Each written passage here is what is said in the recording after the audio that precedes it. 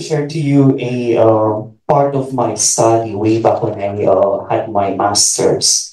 Uh, what can 1966 in 2023 happen? Before that, thank you, Mom Karen, for inviting me again, as always, and of course, ISRD, and of course, our college. Thank you very much for entrusting me this topic as well. Again, my topic is all about what can 1966 in 2023 tell us about the evolution of Kankanai translation. So maybe if you're wondering, bakit 1966? Nag-time travel ba ako to gather data or something? But we're going to have a background later on. Now, let's start with a historical background way back sa World War II during the time of the Japanese. And as far as Philippine linguistics is concerned, according to Constantino in 1963, he argued that it did not seem to be very active on Philippine linguistics and had not made significant progress even before the outbreak of the World War II. So the study of Philippine languages and dialects, especially on scientific basis, was generally neglected except for Tagalog and perhaps Ilocano, kasi even Tagalog, pinag-usapan na yun during the time of Rizal. Even during the Japanese occupation, there appeared to be no noteworthy activity in Philippine linguistics. Kung meron man, ay they focus on the teaching of Japanese to Filipinos and promoting the Philippine national language.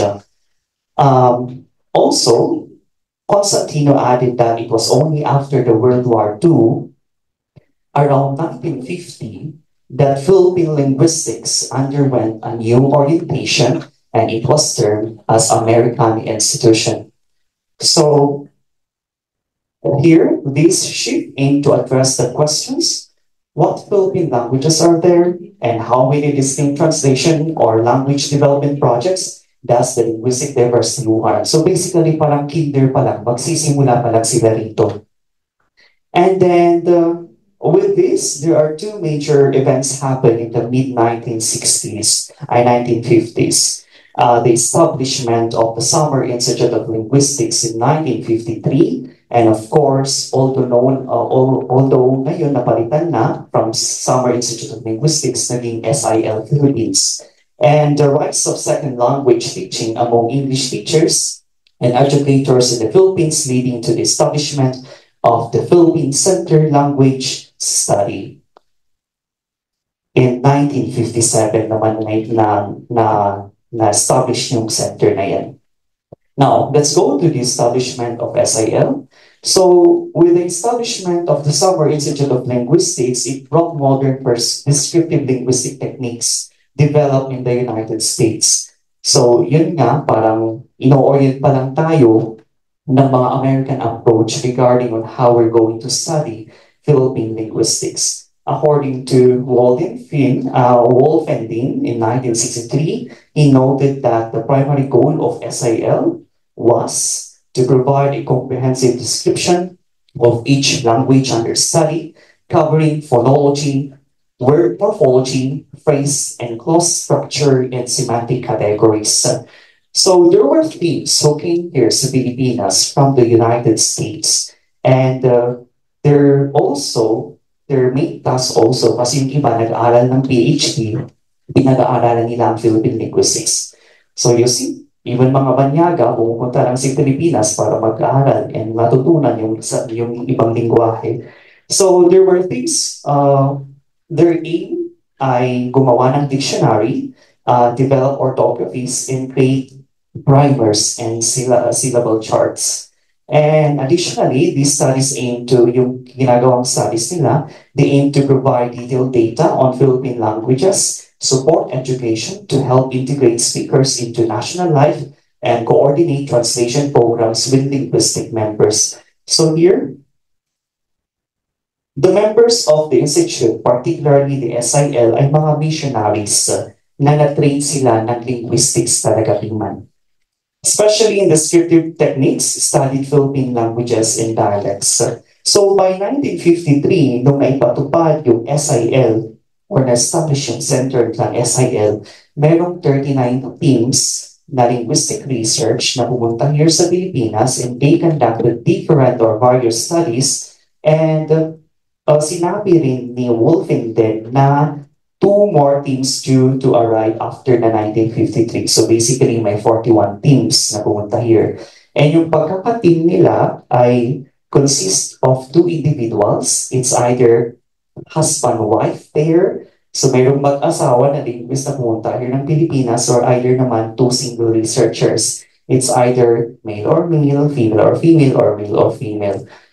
After that, nakikooperate ang SIL Philippines sa Department of Education during the time.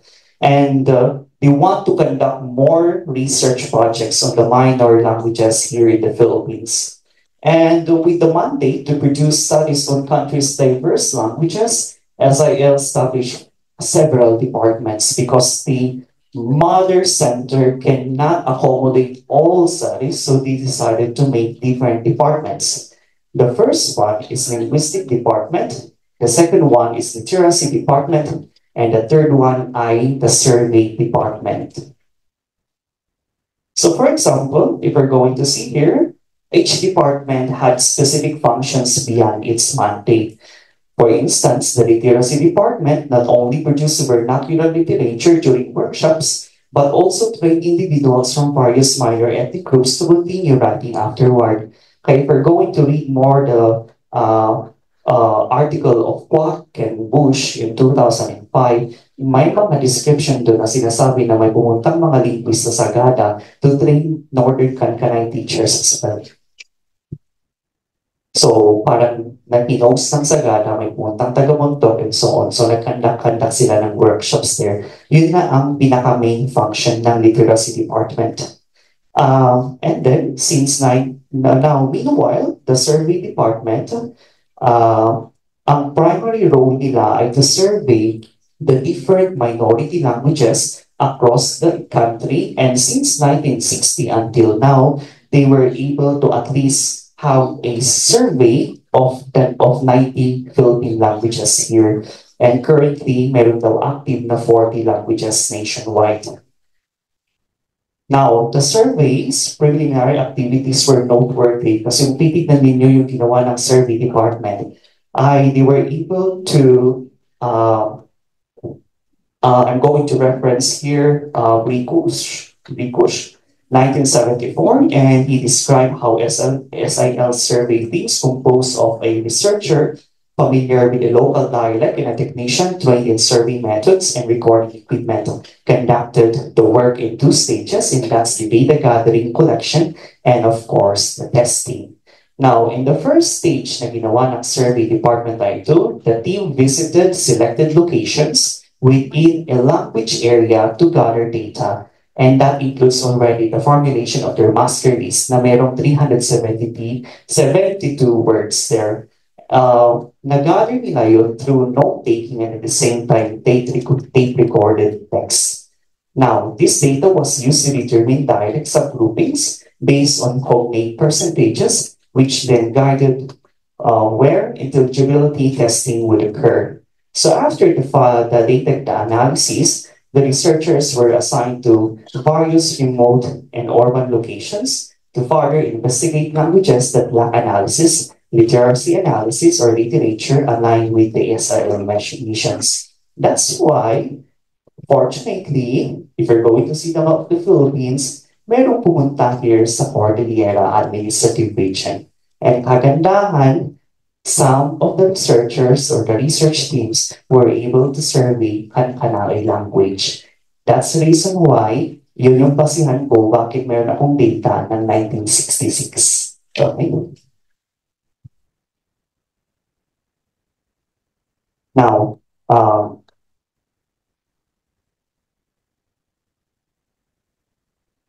okay, although Ma'am Rhoda already gave you a little bit background of Kankanay language, na yun nga galing tayo sa pinaka-mother tree na Austronesian languages. But maybe I'm going to add, by the way, I'm just going to supplement that one, yung sinayong Rota. Yes, kasing sinda, ni kan kanaoy. Magkakapatid si Ibaloy, Iwa, Kalamuya, Iparaw, kasing sinda ni kan kanaoy, specifically third cousin kasakasjay. Oo. Tapos if you remember, Pangasinan, bakit mayroong mga ugong-ugong na pareho ang Pangasinan ni Ibaloy? Kasi kung tutuusin, yung parents sila Ibaloy, Iwak, Kalangoy, at Paraw ay magkapatid. Si si Nuclear Southern Cordillera in Pangasinan ay magkapatid. Kaya ang kalok mo ng lagtan, yes, totoo ma'am. So kaanakan ni Pangasinan, da Ibaloy, Kasjay. Okay? We're also related with Kalinga, kung tutuusin. Yung lolo ni Kankanay ay kapatid ni Kalinga, something like that.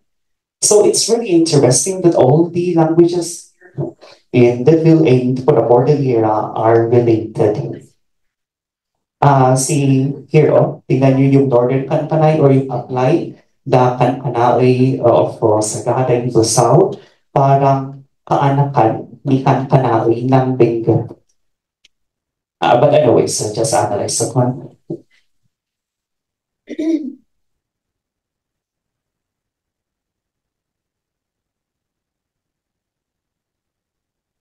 Oh, now in relation to the SIL, I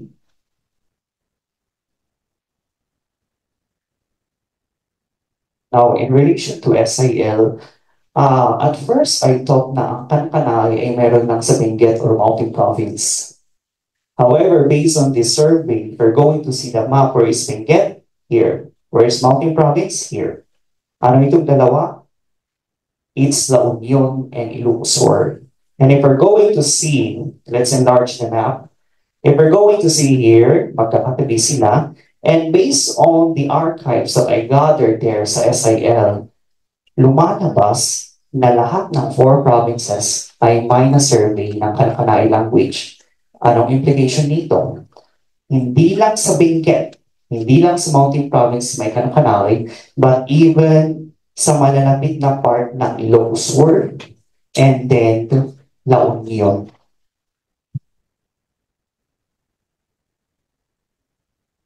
Now, in Benguet, these are the areas na nagkanda ang SIL. They were able to survey sa Batayan, Bugyas. They were able to survey sa Batangan, Takadang Kibungan, Bulalakaw, Mantayan, Matayman, Kibungan, Central or Poblasyon, Bacon, and then Sinipsip, Bugyas. So basically, titignan nyo yung map ay nag-concentrate sila sa northern parts. Now naman, sa Mountain Province, they were able to survey 2 places where Kankanay is spoken in Kagubatan, Tadjan, and in the municipality of Sagada. And then, followed that, in Ilocos Sur, nag-survey sila ng Kankanay sa Batak, Manatong, and then Yatakan sa Angaki, sa Ilocos Sur. Yun naman yun. And after that, sa La Union naman ay they were able to survey sa may Baguling and then sa Santol. Now, these are data noong 1966. So maybe this is also an area of research to validate if there are Kankanay still there in La Union and of course Ilocos Sur. For sure meron siguro, pero interesting to check these places as well. Okay, now, so meron tong nahanapan kong document na ang sabi doon sa na-collect na survey ay Kankanay tukak or fraud. And then, when I tried to read more about that survey, it mentioned na while they were surveying or papunta sila sa isang lugar to mga research things, they were able to encounter or meet mga Kankanay speakers. However, hindi kasi ma-identify kung taga saan sila. Kaya, just lagyan ng tukak, parang transfer transfers. So there. Pero if we're going to see, medyo incomplete siya. 372 yung words na ito pa survey. So siguro nag-rush sila during that time, ay hindi nila na-survey lahat-lahat yun. So mangilan-ilan lang yung words na nakuha ng mga taga-SIL research team. In addition to that, from English to Kankanai translations, there were researchers from the SIL na nag-conduct ng comparative studies naman. They were able to compare the Kankanai of Paupo, Bugtok, and Sagada. That's the study of Hetik and Kent in 1965. Aside from that, there's a comparative study conducted by an unknown researcher in 1970 and Geiser and Lyman in 1970 as well, and comparing the languages spoken, the Kankanai language spoken in Kibungan, Bakon, and Sagada. And then another also is the Kankanai spoken in Bukias, Kapangan, and Manukayan. So they were able to compare that one. Now, the question is, more than half a century has passed. So what now? Now, if we're going to recall one of the characteristics of a language, it is dynamic. And then if we're going to see, it is influenced by different factors. It could be political factors, maybe foreign invasion, migration, and colonization. Social factors like influences of other languages, cultural factors like exposure of one language group to others, and even technological factors due to the rapid changes, our advancements in information technology, even moral factors, developments in anti-racism, racism and environmentalism. That's according to Mantiri in 2010. Given this inevitable phenomenon, persistent changes in language characteristics are to be expected. And these are the different changes that a language can experience. Either, I read a lot of literature and it yung lumalabas na common. It could be either the changes of the wordings or lexicons or lexicals, the meanings or semantics, the structure or the grammar, the sound or phonology, or the pronunciation and even the spelling. There will be changes over time with these five mentioned by different authors. Now, here's the gap. In relation to Kankanai language, yung taga-SIL na nag-survey noong 1966, ang inaamin naman nila na ang kanilang survey ay synchronic and hindi siya diachronic. What do we mean synchronic and diachronic? When we say synchronic, the study, they were able to study the language in a specific time, but walang diachronic research na nangyari to compare two datas ng dalawang period of time. So, kung synchronic yung ginawa nila, it is best to conduct a diachronic research also to check if there's a language change. So there. Now, there is no literature suggesting that language changes within a specific time period. Walang nagsasabing literature na 50 years from now, mag-change ang language. 1 century, mag-change siya. 10 years, bukas mag-change. Walang nagsasabing gano'n. It depends on the cases. For example, dito sa Pilipinas, when we conducted our narrative literature review or traditional review, may mga minority languages na na-declare na endangered. And so far, we were able to identify in our publication that there were 6 na extinct languages na Pilipinas. 6 of the different, and most of them are located sa Luzon areas. Now, may taga-abra dito, I think. The language of the Alta Villa Viciosa ay considered patay na. The Aita Tayabas ng Quezon and the Tatabangan ng Quezon Province ay patay na rin na language. The Inagta Isarog and Alta Sorsogon ay patay na rin na language. And the common reasons kung bakit namatay yung mga ito, ayaw na nilang, meron pa yung mga tao, pero patay na yung lingwahe. Yun nga, because of these different factors na pumunta sila sa ibang lugar, iba na yung sinasalita until hindi na naipasa at skip. Now, but there's this interesting case. I'm teaching this sa EL1 format. Ang talikamay na sinasalita sa Jones Isabela ay patay na rin na lingwahe dahil pinatay yung last speakers. You can read more about this sa study ni Headland in 2003 and na-elaborate doon and nabanggit din sa kalay tayo, ayaw kong banggitin yung kung sinong grupo. But you will find there kung sinong grupo ang pumatay sa last speakers ng Agta Tikamay. So, andun. Okay. Now, and there's no literature suggesting that language changes within a specific time frame. And it depends on the cases na yung sabi ko. Now, ito yung sabi ni Constantino. Constantino argued that Filipino linguists are in the best position to conduct such studies. Sorry na, di ba? Again, disclaimer, I'm not a linguist also. Nag-major na ako ng language adaptation. Kaya in terms of the particular changes of the sounds or in a particular linguistic area ay hindi ko masasagot. So parang surface lang yung findings na ipapakita ko ngayon. However, the researcher of this present study, or that's me, humbly acknowledge that I am not a linguist, but I want to contribute something in my language, and that's in a form of documentation of the Kankanai, despite the limited studies in the Kankanai language. And furthermore, language is an important marker of ethnic identity.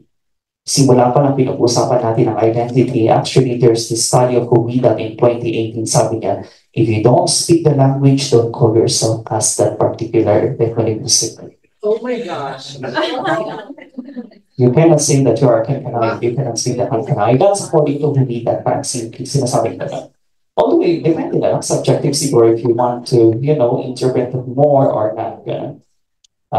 Kung sa puso mo naman ay Kankanai, then so be it. Pero yun yung sabi niya, how can you say that you are Kankanai if you cannot speak the language? Yun yung sinabi niya. Now, language is an important marker of ethnic identity and it should be protected to prevent exploitation in research. So kung Kankanay ako, kaya kung pumunta doon, ako magsasali agad, hindi basta-basta. Yun yung punto nito. Unfortunately, many indigenous people's knowledge systems and practices have been exploited by different researchers conducting studies for their personal gain rather than mutual benefit. For example, may pumunta sa Mangkayan, they study all the different mining activities there, the traditional practices there.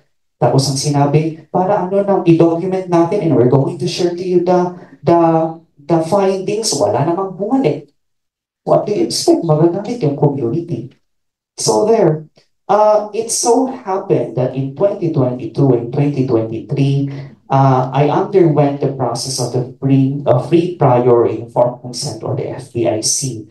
That was a mandate given by the National Commission on Indigenous Peoples, which protects the IP rights. So this FPIC process involves a rigorous process, involves seeking permission from the community or in that particular ancestral domain through a dialogue and of course agreements before conducting the studies. And then of course later on, after ko makipag-usap sa Mangkayan lang naman yung aking local of the study, taga-Mangkayan lang, apayhan mabalit, hindi pa rin. Taga-Sulawak, barangay namin, doon nakandak yung study. Pwede ako magkandak ng study before nakandak ang FLC, hindi pa rin pwede. So noong 2022, I was able to secure this certificate given by the NCIP, the certification precondition. It's like a piece of paper, parang siyang diploma, yung style niya. And yun yung parang ticket mo para makapasok sa iyong community. Pwede ako makapasok pag taga-Sulawak ngayon. However, iba yung intention ko. Meron kasi akong intention to gather data from this community. Kaya, nag-undergo ako ng process and yun, nakakuha ko ng parang, ito na-satisfy ko naman yung requirements ng community. Ito yung agreement namin. Okay, magkakandak ako ng study ba? Kahit taga-roon ako. Okay. Now, coincidentally, also, it happened that the SIL Philippines conducted a survey in 1966. So there, parang ito yung dahilan na, okay, Kasi ito yung sabi ko, gusto kong study, baka may nag-change na ngayong 2023, ng 2022, pero paano ko pupunta doon? It so happened nga na nag-undergo ako ng process. Kaya, yun, sinabay ko na lang. Dito ko kinuha yung words na validate na Ma'am Ronda during my master's, and then, ayun din, sinabay ko na rin dito. It's a voluntary activity ko, kung sino yung may gustong mag-survey din, and ayun, dito lumabas tong study na ito. Now, so my main question here sa aking research ay, what are the different changes observed in the translations of Kankanai language between 1966 and 2023 in Mankayan Benguet? For my methodology, I use a non-directional hypothesis as my research design. Given that it was generally predicted that there might be changes in the Kankanai language, pero hindi pa natin alam kung merong changes pa or wala. So there's no clear direction of this one. So the best or the appropriate research design that we can use is the non-directional hypothesis. According to Baroga and Matanggihan, hypotheses as research designs lead to making formal predictions about research outcomes. Pwede ka naman gumawa ng hypothesis mo, pero sound research pa rin siya in academic. Okay, and specifically, when non-directional hypothesis is used, it does not predict the exact direction of the changes and is typically used in the absence of a theory or when findings contradict previous studies. So in the study, my aim was to explore whether changes exist without specifying the nature or direction of those changes. So parang inisip ko na lang, baka may changes. Pero I did not mention, may spelling changes yan for sure. May lexical changes and may sound changes. Hindi ko yun. So they're non-directional design. However, it must be noted na yung informants noong 1966 ay hindi na-identify. Basta sinabi lang doon na yung study ay nakandak sa isang barangay, and that's particularly sa barangay Bulalakaw sa Mangkayan, one of the barangays of Bulalakaw ay of Mangkayan. Regarding the background ng mga na-survey na ito, walang naisulat. Kaya ako naman, so sino ang isa-survey ko sa community? Now, ito na pumapasok yung kailangan natin mag-set ng criteria. And according to Cantrell, para ma-avoid ang potential bias ay kailangan natin gumawa ng criteria.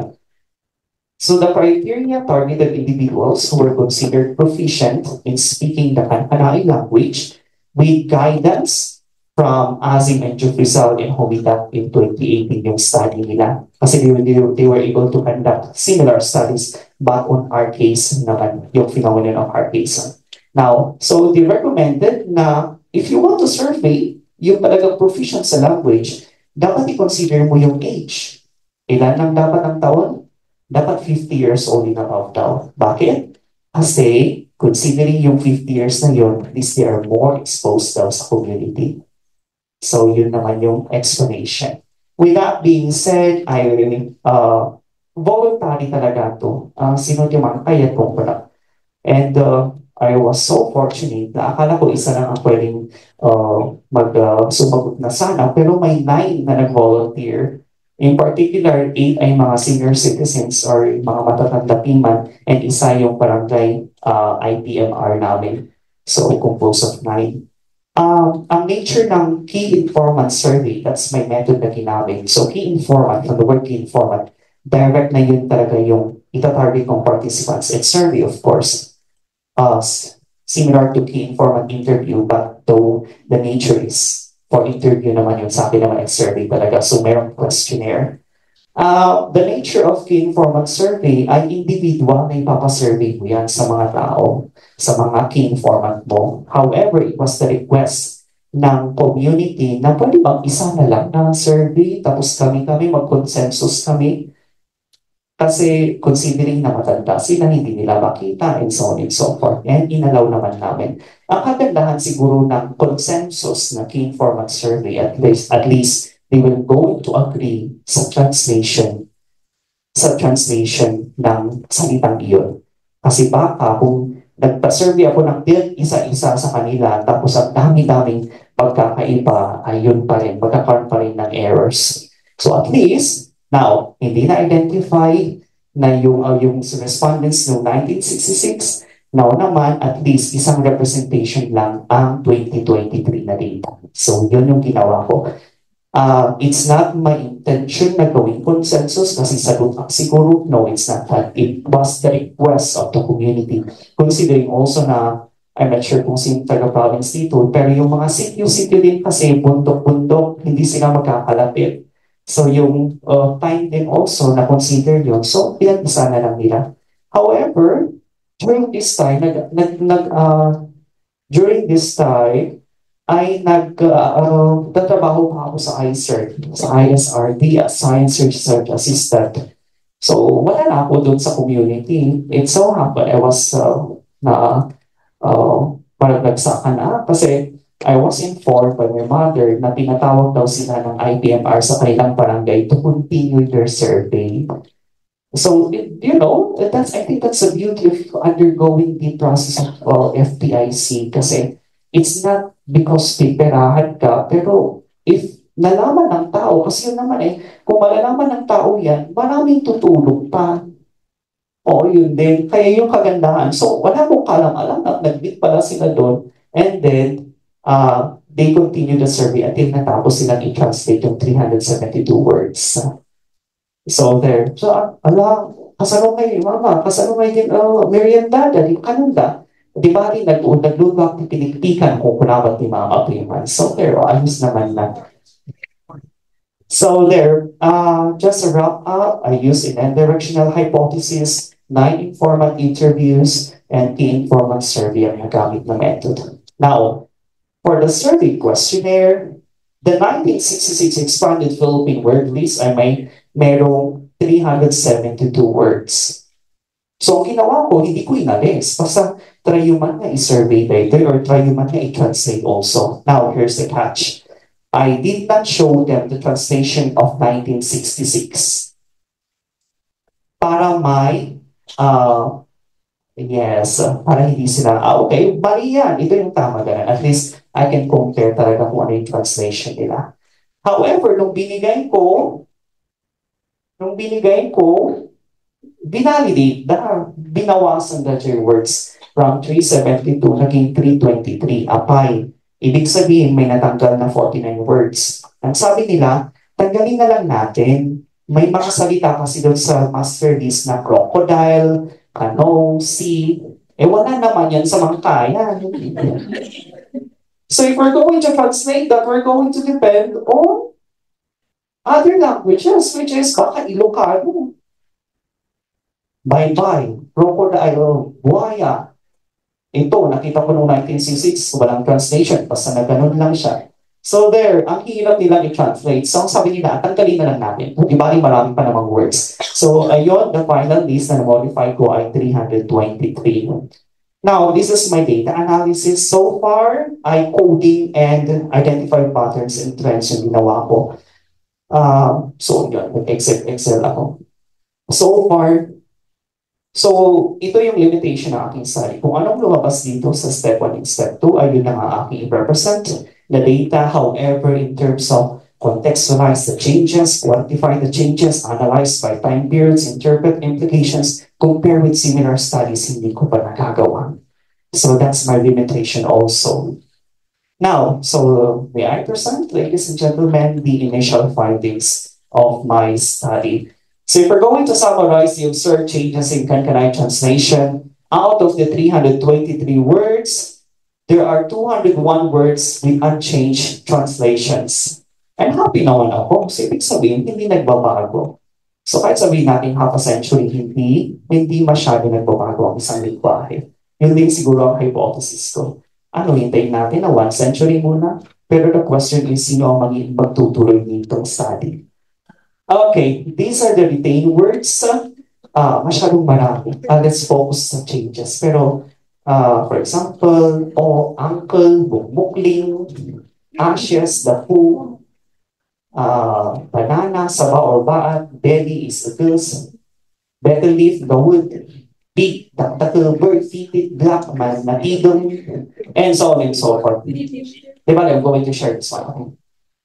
Now, so, if we're going to deduct 323 sa 201, merong words, merong 122 words with translation changes naman. So, literal changes ang na-observe ko dito.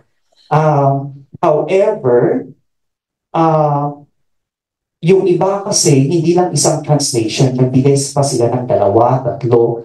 Kaya, yung 122 na inanalyze ko, merong plus 87 na naging 209. It's because of the repetitions na nangyari.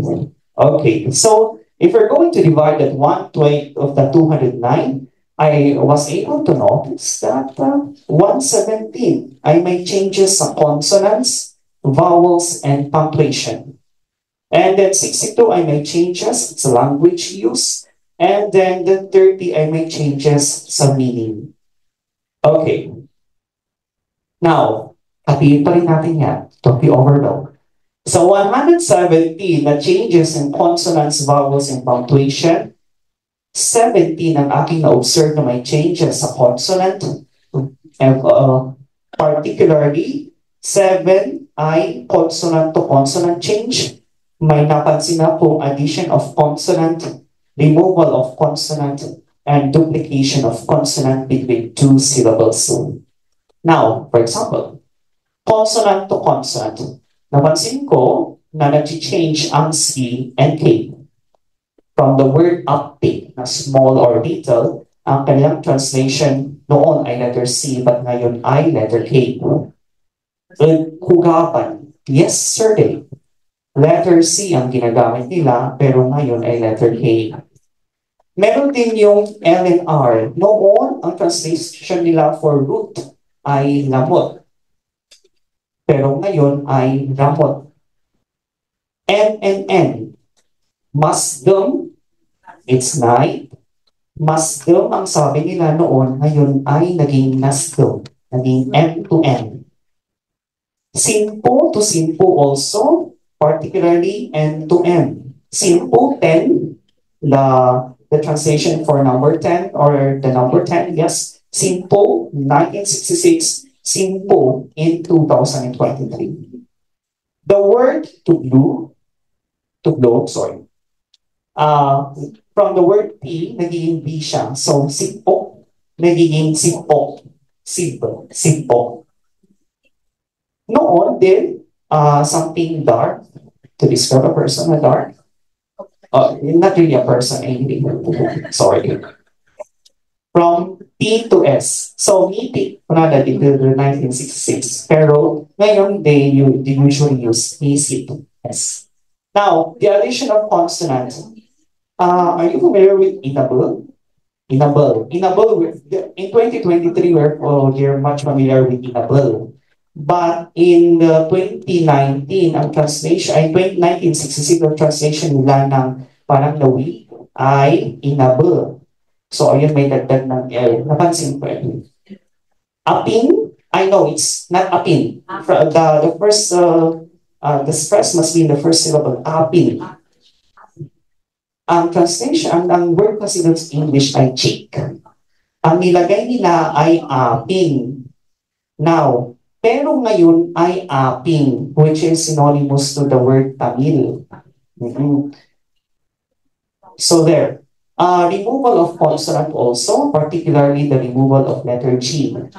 Ngadan or name, ang ginagamit nila is ngadan noon, and then ngayon ay nagan. Sininagan mo, pero noon parang siningadan mo. Saping, cloth or something wearable na damit, saping. Saping, may G sila noon, ngayon ay saping. Itudong, yun, naging G then to E, nawala yung G. From the word kidlat or kibat is something scar, right? Yeah, the scar. Kidlat ko na dito, 1966. The translation, pero kibat, nawala yung L. Now, for the duplication of consonant between two syllables, what is singaso? 100. Singaso. If we're going to read that one. But today, they recognize the duplication of that letter G, singgasol. Now, the K also, noon they say takay for the hand. Pero it's better daw to use takay, takay, the hand. Lanlaog, pati sa laog, yeah, fly. Lalaog, yun yung sabi nila. Pero ngayon, napansin ko na may changes of LL. So, lanlaog. Okay? And then the NG, what is abong nga? Abong nga, it's rainbow. Kanta na yung rainbow, it's abong nga. Pero noon is abong nga. Pero ngayon ay abong nga. Oh. Okay then. Now, let's go to vowel changes. Particularly, I was able to find vowel to vowel change. Dito na papasok yung O and U na case kanina. Vowel to consonant change also. It's really rare. Vowel to consonant. And then removal of a vowel as well and the addition of both vowel and consonant. So let's start to check. Masyadong marami. The vowel to vowel change, merong A to E na naging ganun. What is bagas? The rice. Bagas ang translation noong 1966 pero ngayon ay bugas yung nilagay nila. Mabaoy, parang something na pwedeng pagtirahan. Tama ba yung Tagalog ko? Something to live. And then mabaoy, or mabaoyan. Pero ngayon is mabuoyan. Sa from A to E. Baoy, house. Baoy may gumagamit din dito, pero sa Mankayan ang ginagamit nila ay baoy. Now, what is labuog or libuog? Are you familiar with yung libuog? Yung parang tapok na chini after ka nga nag-songsong di kayo. Yung nakokolekt doon na parang lupa na very fine. The ashes, parang gano'n. Pero parang siyang, oo, yun ang, pero hindi siya as in very fine. Yung parang may, parang siyang soil din, parang yung gano'ng itsura niya. Yung nakukuha doon sa Chile, ang tawag dyan ay libuwag. Pero noon kasi ang translation nila ay labuwag. Kaya yung A ay naging I. Ganun. Gayadan, tupul, gayadan, kunwari hindi, pero ngayon is buyudan. A to U, same din, yung ga to gu. Now, yung E to A, for example, yung mat na tita, ang sabi nila noon, tita. Pero ngayon, ang translation ay, nakita ko ay tita. Manbayo, manbayo, pero merong ibang kanta kasi na gumagamit ng manbayo. Ang tawag manbayo, pag sa garot, siya na dindinagmat lang, di ba? Manbayo. Pero manbayo naman sa akin. Alino, yung shadow, alino ko na pero alinaw ka ng dalawani. Okay? Utak is the brain, pero ngayon utak. Oo, ganun na. They're parang already.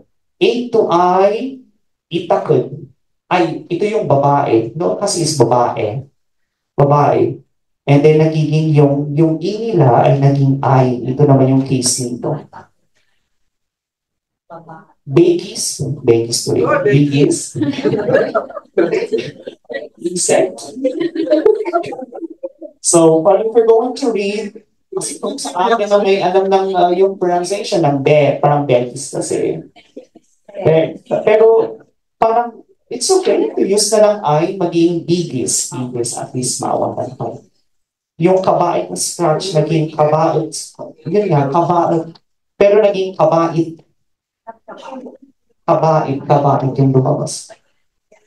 Kabaot, yun din.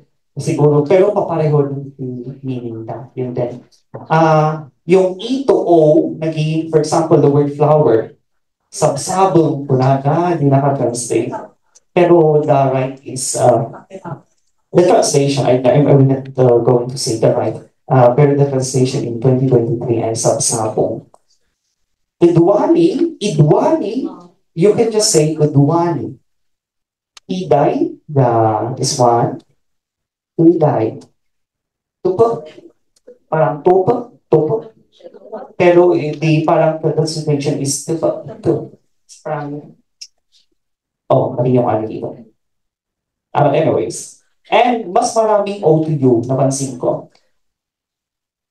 Dublier, to repeat, nagiging doble to dubli.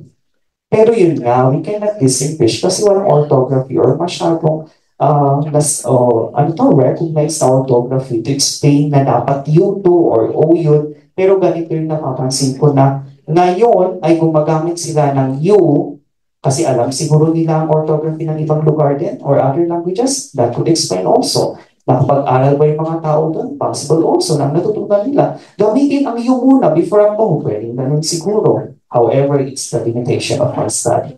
But in terms of translation, gumagamit sila karamihan ng O noon. For example, yung earth or yung the soil, lota or luta, naging luta, L-U-T-A, ganun. Same with the other cases also.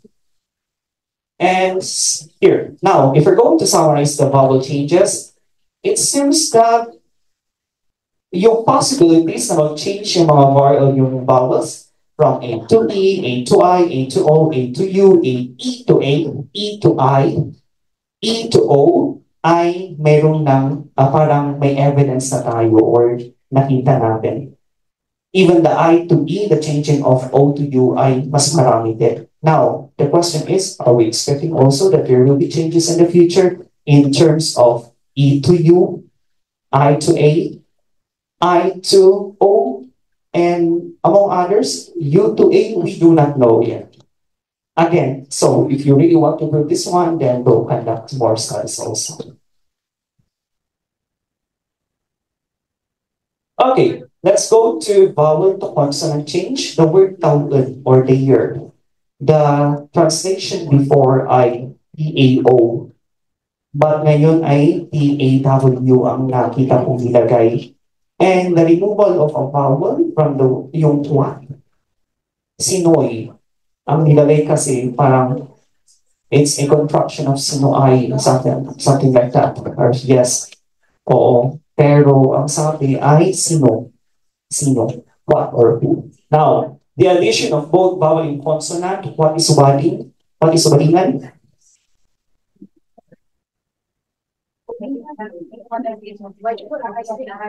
It's the general translation of fish. Wadingan.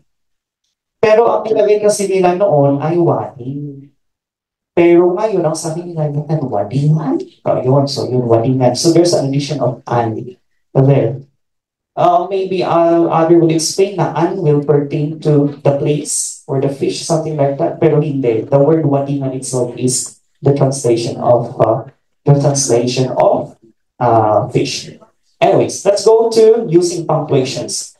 I was able to observe that there's the addition of a hyphen sa translation nila ngayon, and then even there's the removal of a hyphen about complex. Now, let's try to hatiin na naman yan. So yung 25 na may addition ng hyphen ay focusing on the root word itself, sa word mismo ng word na yun, and then kapag naglalagay tayo ng mga affixes and naglalagay tayo ng hyphen. Let's try to check this one. Now, I'm not going to say that this is a rule, but I will, since it's a non-directional hypothesis, I will just say that maybe it's hypothesis number one, and maybe Ma'am Ronda and other experts here will go to validate this one. Okay, and even Ma'am Sir Jordan and so on also.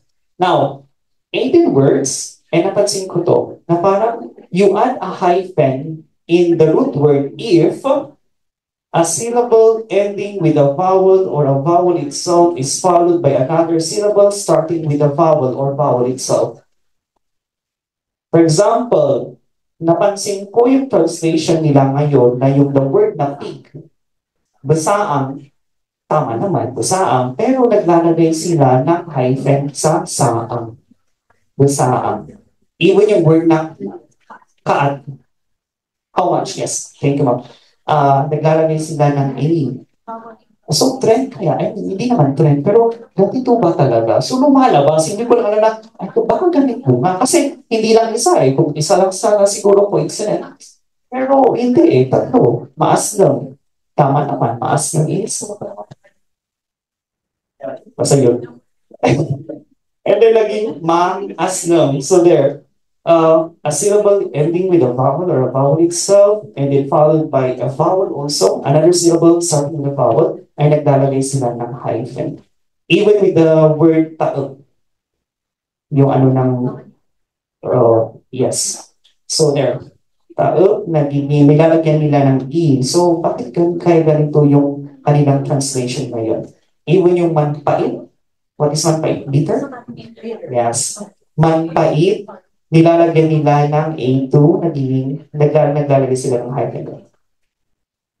And there, itai, here again, I'm not going to mention that. A to O, naging A dash O din. Parang yung the U1. What is the U1?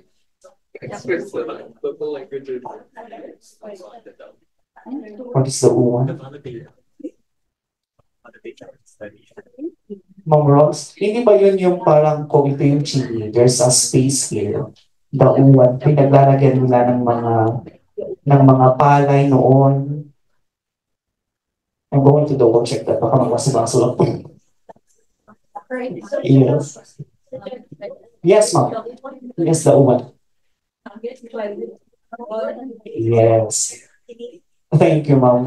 Na lumalabas na semi-arcade na sa study ko noong na yung 2023. Ibig sabihin, hindi na familiar yung mga kabatch ko kasi wala nang dauan ngayon mostly sa mga modern houses.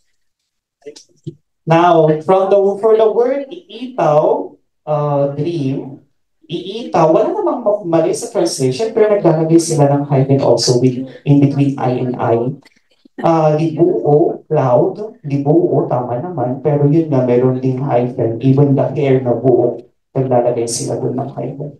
Yung O and U, the case of O and U, yung puo, nilalagyan nila ng may separate na check. O, napansin ko dyan translation ba?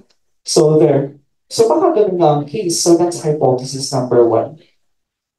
Now, hypothesis number 2, add a hyphen in the root word if a syllable ending with a consonant is followed by another syllable starting with a vowel.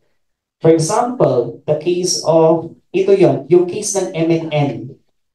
Oo. Kasi, for example, what is kagamis? Mayat or malinis or good or and among others. Now, ang translation kasi noong 1966 ay kagamis. So kung binabasa mo ang kagamis, parang walang meaning. But may function yung hyphen at kailangan mong lagyan yun to indicate na may separate yung is. From the word kagamis na walang meaning to kagamis na mayroon ng meaning. So yun yung napansin ko na, okay, so lagyan mo yun para may siya nagiging syllable boundary. Na instead na kagamis ka yung hatiin mo ng kagamis, something like that. Adadu also, or plenty or many. Adadu is, adadu, parang wala siyang meaning kung tutuusin. Okay lang siguro kung native speaker na kinig, okay, baka adu, ano, or baka yan is many or plenty. However, for the others, adadu doesn't have a meaning unless you put a hyphen there and it will go to say adu. So, ayun, nagkakaroon na ng meaning. Add a hyphen also, this is my third hypothesis, a prefix or a syllable ending with a consonant and followed by a root word starting with a vowel. For example, sa case ng man. Manamas is to take a bath. Man, and then root word ay nagsisimula sa vowel. Parang wala kasing meaning kapag sinabi yung manamas. So you have to put manamas. So there. Man also starting with a root word, starting with a vowel. Manikuto. Pero pag manikuto is one meaning. You have to say manikuto. So there. Maninong also is to drink, pero maninong, for the first time to read this one is like, what's that? Maninong ano iso. So there. Manuta, to vomit. Manuta, no. Parang wala siyang meaning din. So, manuta. And then, manuto, or to manuto. So, there. Yun din siguro yung napansin nila na kailangan mo lagyan ng something para ma-separate yung pronunciation niya. Hypothesis number 4, ito rin yung case na kapag walang gitling ba ang tawag sa Pilipino? Gitling, okay, thank you very much.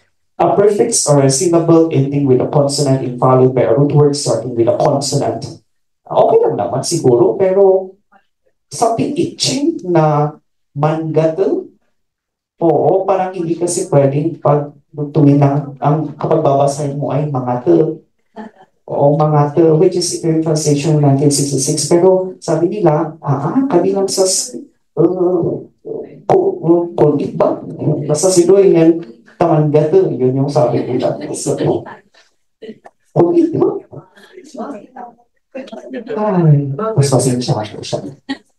Now, let's go to the case of the removal of hyphen. Now, sagot word. Now, you remove the hyphen if a syllable ending with a consonant is followed by another syllable starting with a consonant. Something to, anong ipaspas? Yan, pipigain mo. And then, kapag sa case ng SP, kasi doon sa 1966, nilagyan nila ng hyphen. So, bus. Tama naman. Pero, it's okay. You can just remove that one kasi kung babasin mo ng is bus. But this meron pa rin meaning. So, parang hindi na siya meaning na, hindi na siya necessary to lagyan ng hyphen. Yung bus na yan. Yung bibigay mo. I noticed also this one. Although ginawa ko to based on my observation, kaya siya naka-color white, you remove the hyphen if a root word ending with a consonant is followed by a suffix starting with a vowel. So for example, yung root word is pus, and suffix starting with a vowel ay an. Pus. Kung babasahin mo kasi ito, an. Pero, the translation ngayon, yung pipigay ay pusan. So, yun hindi na necessary. Parang ganun yung sinasabi ng translation ng 2023. Even nga yung to bite, ang translation kasi noon, kung babasahin mo, katun. So, however, if you're going to translate that one, katun. So, there. Now, the question is, are these considered spelling changes? Who says yes? Who says no? Yes. Anyways, that will be your reflection. But I'm going to share to you kasi this paper is nag-undergo ng review sa isang journal. And then ito yung comment ni reviewer regarding the word uptick na letter C and uptick na letter K. Even the word kugaban and then C na kugaban noong 2023. Ang sabi niya, sa case ng C na yan, if this is IPA, it typically represents the phoneme C and voice palatal stop. Is this the case or should be transcribed as if the status of the sound is uncertain, it might be better to remain agnostic about its phonemic status. To make more definite comments about Kanpanay phonology, it would be important to refer to research on Philippine languages. So ayun, ang dami ko bang need na i-validate and so on and so forth. Pero hindi ko pa ito na-address. Anyways, from the word kagamis and kagamis, na yung paglalagay mo ng hyphen. Ang sabi niya, does a hyphen represented local stop? What does it mean when a hyphen is removed? Does this mean the glottal stop has disappeared or is the hyphen marking a syllable boundary? But judging this one, I will go to consider that it's more of syllable boundary. Na kapag alisin mo siya, ay nawawala yung kanyang meaning din. Okay, from the word simpo and simpo, from simpo to simpo is also inconclusive. How did they know it was simpo in 1966? They probably pronounced it simpo with the assimilation of the nasal to the following bilabial. Okay, so there, those are cases na kailangan i-ponder also. And then, ito yon, isang comment niya regarding the na apin and apin. Apin and apin. Okay. The addition of G to apin suggests not the addition of a G but a change in the nasal from alveolar to velar. However, I'm going to disagree with that. If that's the case, that's a very evident finding na pwede natin i-share na okay, kung ganito pala, ganito ang kanain ng mankayan na they're using yun nga, itong case na ito, yung the nasal from alveolar to velar, but it's not. The right translation, ang sabi ng mga matatanda noon, ay talagang aping na may letter G. Kasi kapag apin ang sinabi mo, hindi na yan chick. Anong ibig sabihin ng apin na sa kankanai? It pertains already to the blanket or common or abong apin. Oo, kaya doon nakuha din yung lampin na cloth, piece of cloth. So there, hindi siya case ng this one, the changing. Eh kung ganun, eh di at least we can determine na, okay man, kaya na ganito pala yung case. Pero in this case, I'm going to disagree. The apin to apine. Kasi kung wala yung China yan, iba na ang ibig sabihin sa Kankanai. Ganon ka-complex ang Kankanai language. Okay, so is it possible there were mistranslations? Possible. But I cannot say na porket may mistranslation ay mali na sila. No, we cannot say that one. Now, kasi if you're going to say that there are spelling changes, it doesn't imply any change at all kahit may changes ng O to U or C to K kasi the translation came from the community itself. And if we're going to see their background, they were not trained in phonetics. So how come? What is our right to say that there's these spelling changes? Alam ba ng community ng 2023 na, dapat yung kasi ganito, ganyan, hindi. So my point naman sa reviewer of this part, you cannot say that this is spelling changes. Yun yung sabi ni Ma'am Ana Chris, may nag-interchange talaga yan. Without the orthography na pwedeng i-recognize na ay dapat you muna and then also sa kankanai, just like sa Tagalog, pwede siguro, however, masyado pa kasing shaky ang kankanai orthography kung tuusin. Based on my reading namin ni Ma'am Ronda, yung ginawa ng DepEd noong 2016, yan lang ang orthography. Yun yung orthography yan ng kankanai. Ang nakita ko pa lang na orthography ng kankanai. So there, as spelling changes indicate a lack of standardization, which is very true, man. Oo. Nag-change yung spelling kasi ito yung ini-implement natin standard. Pero ang tanong, meron pang na-implement na standard? Wala din. Meron siguro, pero ang tanong, ni-recognize ba ng community? Yun kasi yun. May orthography tayo, we have to follow that. Ang tanong, ni-recognize ba ng community yan? Ng kanay community? Baka hindi. Baka oo. Yun kasi yun. Okay? Now, let's go to the next translation on the language use. I think this is very interesting. Okay. With the 62 changes in language use, ay nakita ko na gumagamit sila ng, instead of the translation in 1966, ay may mga synonyms na. 24, yung iba naman, yung translation in 1966, ngayon lang nabigyan,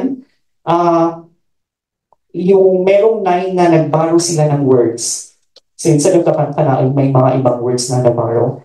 And then rejection of borrowed words. This is interesting to check. And then uncertainty and unfamiliarity already with the word in 1966. And then ito na yung kinagamit nila.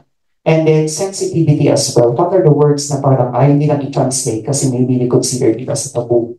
Okay? Now, for example, in the synonyms, amin, all. Amin ang nilagay nila noong 1966 pero datako yung nilagay nila ngayon. Parang they prefer to use datako. Maasnang, mabain. Yung that na ito, ang ginagamit ay likod. Pero ginagamit pa rin ang ito. Pero ginagamit pa rin ang likod. So basically, ayun. O or uyo. Ginagamit din. Mansliyap. Pero ang translation nila nun ay nag-ugawak. Pero pareho din silang ibig sabihin. Adi, aga, yun, or to, or none, or no. Idildo is ipupush noong 1966. Ginagamit pa rin, pero they usually use itulak or itulot. Manbalanga, what is manbalanga or mandada? It's color red, the translation of color red. Pero ngayon, ginagamit din nila ang translation na manipis ng. Yes. Apuwa, touch. Oh, sorry. Ngayon, ginagamit nila aplos. Kanan, to tell, something like that. Pero you can use also ginagamit nila ibagan. Apik, Short, pwede ganun din. Ang mandang, at is mandang, manngautoy. Ayun, yun yung translation ngayon. Oh, may hindi ko kasi nilagay yung English niya. Ako tuloy yung nahihina pa doon.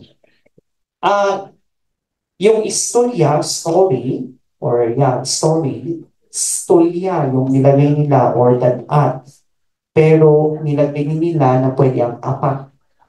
Sila yung apat ng ama, ay sila yung apat ng lulong siling. Lubid, ang gamit nila noon, lapag ngayon. Although same daw ginagamit. Mabikas or mabsil or yung strong na pigsa ginagamit din. Ilong, what is ilong? Is a translation of your throat. Ilong, pero ginagamit din ang kalangukong na word. Ito yung anong translation ng 20, 21, 22. 20. Oo, pero napansin namin na ang translation nila ng 1966 ay duwan po. Pero pwede rin gamitin ang bainti. Parang duwan po, duwan po. Nung nakita ko yung listahan ni Lola Pasita, the late Pasita Awisan, duwan po, tulog po, lima, kukunahin siya. And so on and so forth. Huli ka lang ba? Okay. Ito yung unknown translation. Noong 1966, walang translation ng color green, walang translation ng east, west, breakfast, nipa. So, itong community, I think this is one of the characteristics of a language na parang it's something that is decided upon by the speech community or the speakers. Walang translation, pero ang sabi nila, okay lang, iba kayo na tayo, galing. Galing. Instead of saying na maata, yung kasi yung napansin namin, yung katawaan na hindi, yung death, sorry, na-mention ko, one of their modules kasi noon, ang nilagay na translation ng green ay maata. You cannot say na maata, J. Badong.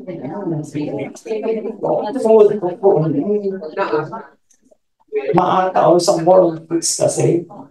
Oo, so you cannot say na maata din Badong. Kaya sabi niya nga, sabi ng isang matanda from Bulalakaw, galing, galing ka na siya. Basta may latang, galing ko na latang. East, walang translation pero ang sabi nila ng East ay buskaan. West naman ay dipusan. Okay? So buskaan is dipusan. Okay. Breakfast, walang translation kasi basta mga example, di ba? Ganun lang. Pero ang sabi nila parang literal, more of description na kasi pangagsapa ay makan. Ang sabi. Sa nipa, hindi nila kasi ang nipa, kaya nilagay nila, put parenthesis on the word change to grass and translated into gaon yung nilagay nila. Tapos yun, ngayon naman ay no translation but put apa for nipahan. So ayan, if we're going to contextualize that one, meron ba ito? Or usually meron ba ito sa amin? Yun din kasi yung case. Okay, borrowing of the second language words, manibaw to fight. Ngayon, ginagamit na rin sa Pantanay ang laban. Yung makilaban. Punas, something to wind. Punas, trapuan. Ipo or the tail. Ipos, yun, ginagamit. For kiwi or your nails. Kupo. Mantagtag or yung heart. Mantangkan. Nagtangkan. Siguro na din sa Ilocano. Malupoy. Ang ginagamit nila noon pero nakapsot.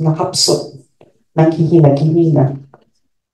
Anawa, pero nalawa. Mandangga, something nalamuyot.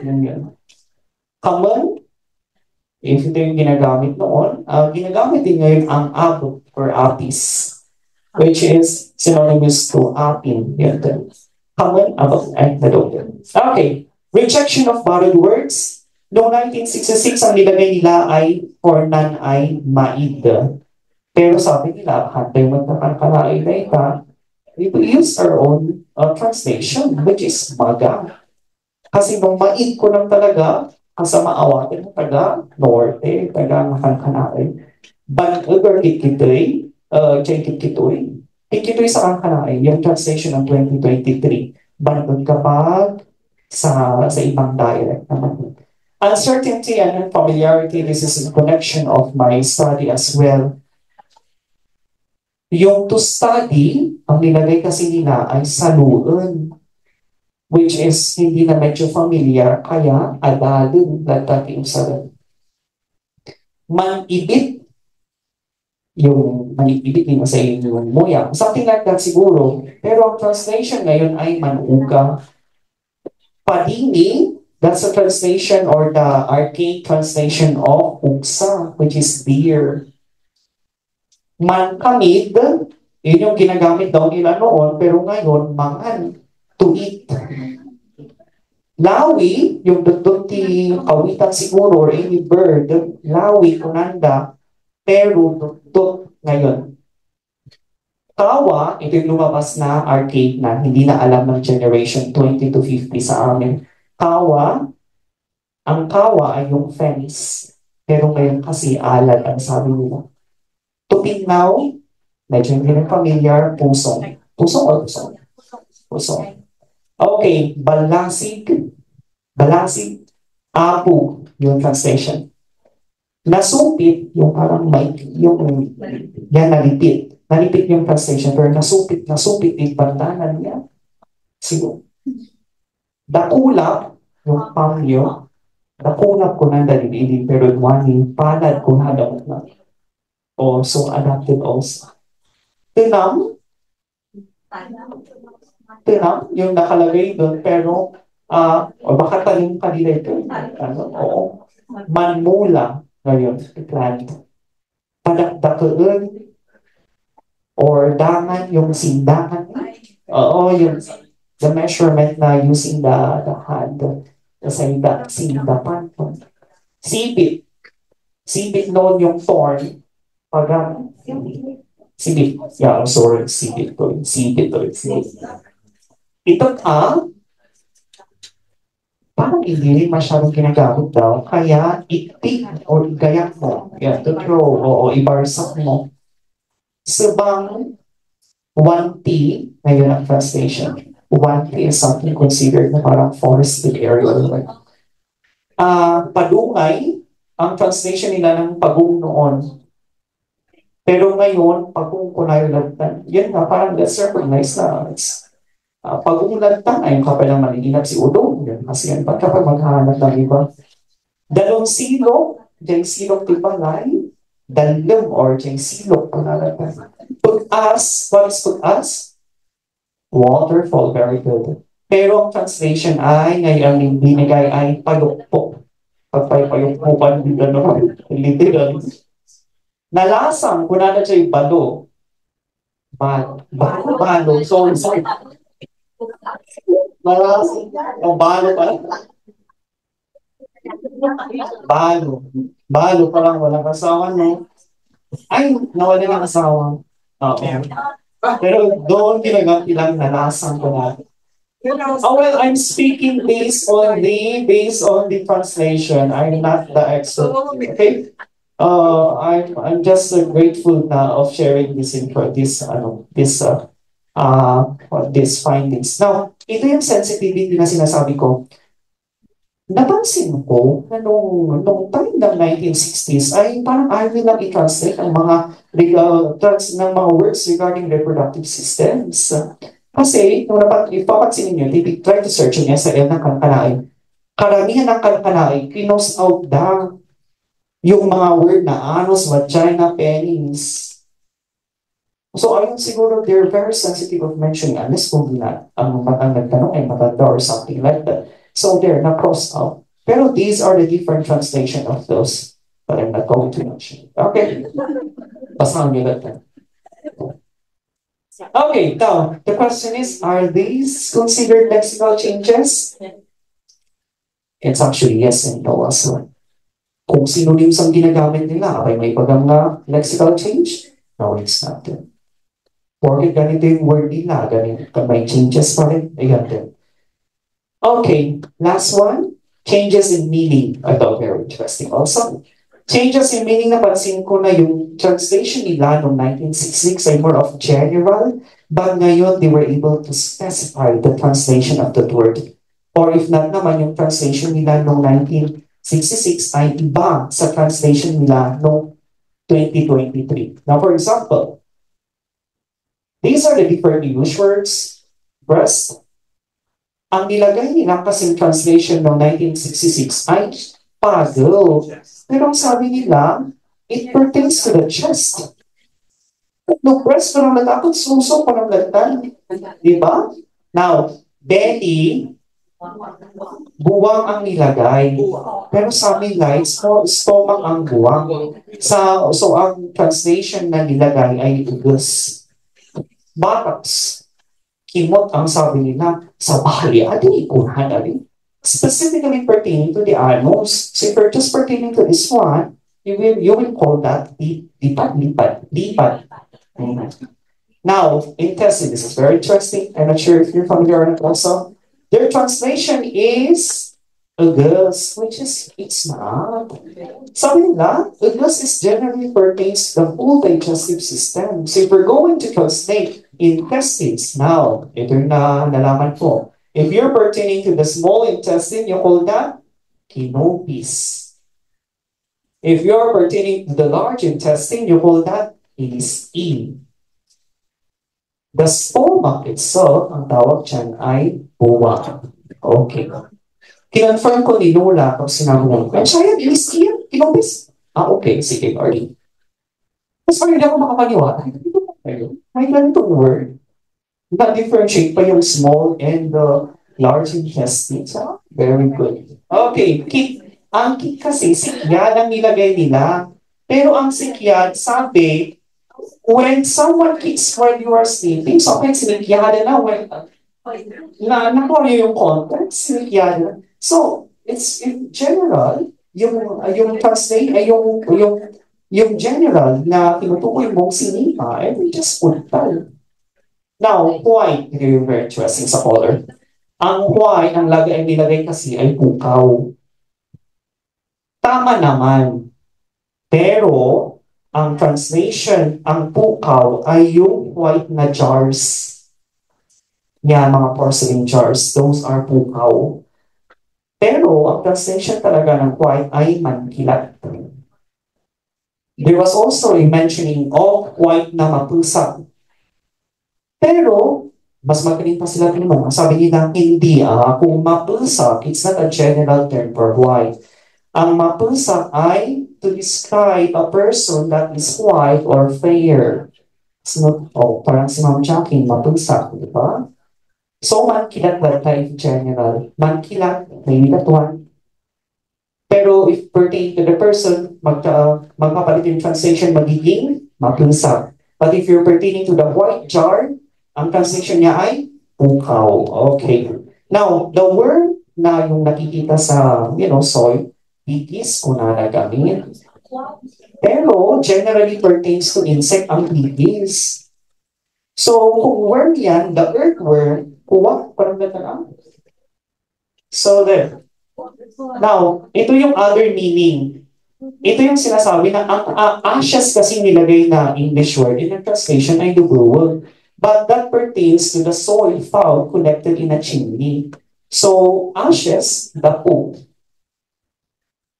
Pero, mag-iiba kapag lalagyan mo ng hyphen. Ano ang difference ng dapo and dapo? Dapo is the? Pero the dapo, yes. So, mag-iiba yung meaning. Dapo pertaining to the ashes. Dapo is kung saan kinukuha yung dapo. Not possible also. Okay then. Now, dito na, gawad, sabi kasi ng 1966, parang you're pertaining to the beetle leaf. So, buwang. The nut. Bite, kato, hindi specifically used when biting into something edible, katubang. If you're going to bite Any not cotton, no, cotton. Cold, mantunin? No, it's not general. If you're going to say mantunin, that pertains to the cold weather, mantunin din ano kaluhan niya. Oo, pero if you're pertaining to, pero the translation is mantunin, the general. Cough, curious, pero ang curious ay also cough naman, pero if you're describing a cough na cause ng something na sakit na tuberculosis, yung sound niya, yung coughing nila, ayun. So they're keys. Oo, pero for general na cough, you use uyok or ok. Okay. For companion, udong kasi yung nilagay, but udong pertains to others, kaya kadwa. Yung cut, if you're going to slice a meat, tulga kasi yung nilagay. Pero tulga kasi is you're pertaining to chopping. So, good isa for nata. Dust, nilagay naman ang labuwag. Pero there, yun nga, refers to the soil collected in the chimney, pero dust ay tapo. Medyo may difference siya, of course, with the ashes. Now, fruit, lamas, sabi kasi, if you're pertaining to that, it is the fruit of lamas din ay, pero the fruit itself ay glutas. Yun yung cases na naging R yung L, yung nag-interchange. Parang lantay and lantay. Fat, ang nilagay kasi ay malmalipukan. Pero if you're describing a fat animal, yun yung sabi nila, malmalipukan. So you cannot use this to a person. But if you see a person na fat, hindi yung fat, malamas. Hindi man malamas kaya. So there, itchy is the iba siya sa pagkudan kasi to scratch manggadal ang no iso. You see, there are some repetitions kaya naging 209. And aside from that, laugh, maninis. Pero maninis is if you're going to smile. So, laugh is mansayo. Now, lightning, kido, ang nilagay kasi, that pertains to the thunder. Ang tama ay kimat. Mosquito, ilok ang kasi ang nilagay, pero ilok is another insect from a mosquito. Ilok is yung nakakain. Yung marami na tuwing tag-ulan. Tapos yes. Ni ay niyok, sorry, sa iba pala. Basta anyway, another distinct insect. Pero mosquito ay lamok din ang translation. Offspring, anak, means child. Kapag offspring, generally, iba kang datang naganak. Ganak kung ano ka, offspring. Okay. Old person, ang pinalitan ng mga na taga 1966, changed persons to man and translated to nakay. Now, there's no direct translation kasi kailangan mong hatiin yan. Tinutukoy mo ba na old na babae, old na lalaki? If that's the case, nakay ang gagamitin mo for old men na bakus for women. So there, nakay na bakus. That's the translation of this old person for them. Pain, man, sakit. Changes to an adjective with a prefix man, so just say sakit, pain. A slave, ba'a. Pero ba'a means a helper rather than a slave. Pero ang translation ng slave ay bagun. Pero walang bagun ngayon sa generation natin or sa time natin. Narigatan yun kasi yun. Termite, titing ang nilagay, but titing pertains to the small ants. Ilagay mo anay. Nilagay din na termite is bukbok yung nilagay. But bukbok refers to the small beings. Anay lang termite. Trousers, kawas. But kawas pertains to the G-string or the loincloth. Iba galata nga, pantalon. We know. Ligao, pero that pertains to the winnower, yung talikao. Pero kapag we know is that the action of the verb is clear. Okay. Now, are these considered semantic changes? Yes or no? Yes or no? But this is a challenge. There are these translations happen there. Is it possible that there were mistranslations? Meron. If there are mistranslation, how would you claim or say na merong semantic changes? Yun din kasi yung mahirap.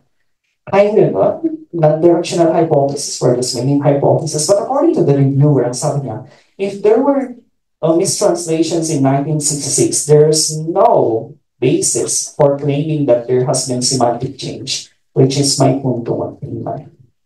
Now, so initial conclusion, dear teachers, so most of the examples show stronger evidence of pronunciation changes, and I think that's the area or the part of my discussion that I have to discuss about this to support the theory of these pronunciation changes.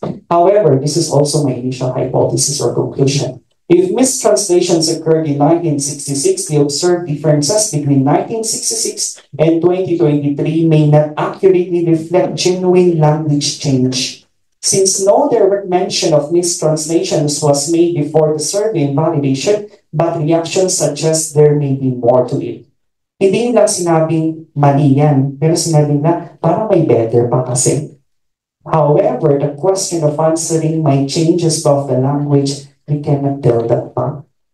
Pwede pa sa pronunciation changes. However, we have to support that with an orthography, yun kasi yung isang problema, or an expert to validate this one. But such reaction, okay, the 1966 data should be approached with caution. So, yun yung sinasabi ko na, okay, may mistranslation na nangyari, but we cannot say na mali sila. So, yun yung kailangan natin iwasan in this kind of And we cannot say na may changes talaga.